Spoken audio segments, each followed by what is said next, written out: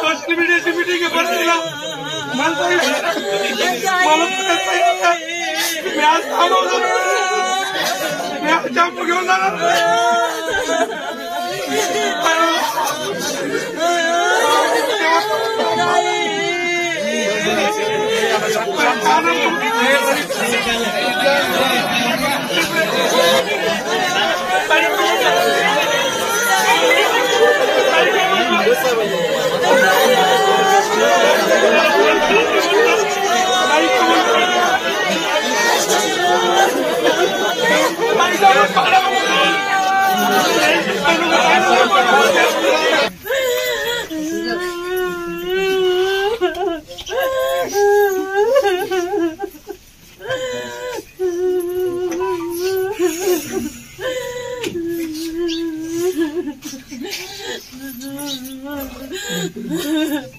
तुम्ही पुण्यात आले तरी घर सोडून येत होते.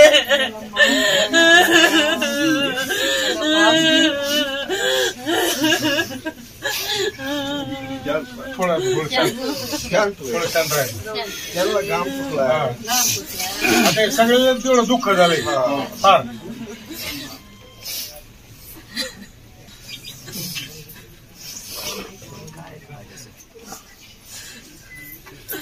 इलेक्शन झालं माझा भाऊ नीट बोललाच नाही.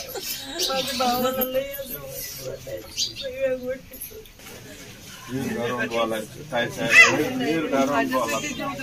प्लीज मी काय म्हणत मला अपराधी वाटत प्रेम माझी अवकातच राहिली नाही. तुमचं काही करायचं करता येईल काय नाही व्हायबल झालं मग शेवटचा फोन केला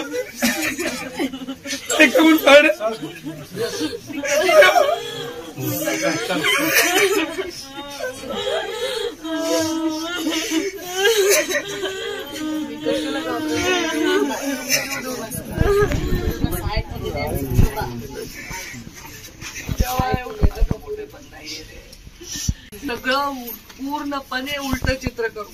पण जीव देऊन उपयोग कसा आहे. तुम्ही त्याच्यात सामील व्हा ना. लढाईसाठी जीवन द्या. मुंडे साहेबांचे झाले, विलासराव देशमुखांसारखे नेत्याचेही झाले, पण हे लोकांना एवढं जिव्हारी लागण्याचं कारण मला वाटतं आत्ताची परिस्थिती आहे. माणसाला स्वतःच्या नजरेत इतकं लहान करू नका आणि त्यांच्या जीव ज्याच्यावर आहे त्या नेत्यांनाही करू नका, अशीच माझी विनंती आहे. आत्ताच्या गेल्या 5 वर्षांच्या घटनाचा परिणाम लोकांच्या मनस्थितीवर इतका झालाय की ते नैराश्यात जात आहेत की काय असं मला वाटतंय. आणि मला त्याचं अपराधीपणाची भावना वाटते की इतकं प्रेम लोकांनी कोणत्या नेत्यावर करू नये की त्यांनी स्वतःचा जीव द्यावा. आजारी वयस्कर असे लोक नाहीत, हे उमेदीचे तरुण पोरं आहेत, ऍक्टिव्ह आहेत, लहान लहान लेकर आहेत. त्यांना माझी विनंती, लोकांनी त्याला मान द्यावा अशी माझी विनंती आहे. स्वतःचा जीव देऊ नये. कारण जर तुम्हाला हिमतीने लढणारा नेता हवाय तर मला सुद्धा हिमतीने लढणारा कार्यकर्ता हवाय. नाही तर मी राजकारण सोडून देईन. अजून जर कोणी जीव दिला तर राजकारणामुळे हे होतंय असं वाटेल मला. तर मी पाया पडते तुमच्या माध्यमातून, सगळ्या माध्यमांनाही सांगते की हे राजकारण नाही. पंकजा मुंडे रडल्या हे महत्वाचं नाही, पण का रडल्या हे महत्वाचं आहे. मला हे लोक नाही गमवायचे आहेत. पराभवानी विजयाने मी हालणारी नाही, पण अशा गोष्टी मला खूप हादरवून टाकतात. त्यांची मुलगी जेव्हा तिच्या वडिलांना काय आप्पा बाबा म्हणून रडत होती तेव्हा मला खूप अस्वस्थ झालं. कारण तिची वेदना मी समजू शकते आणि मी खूप त्या झेललेल्या आहेत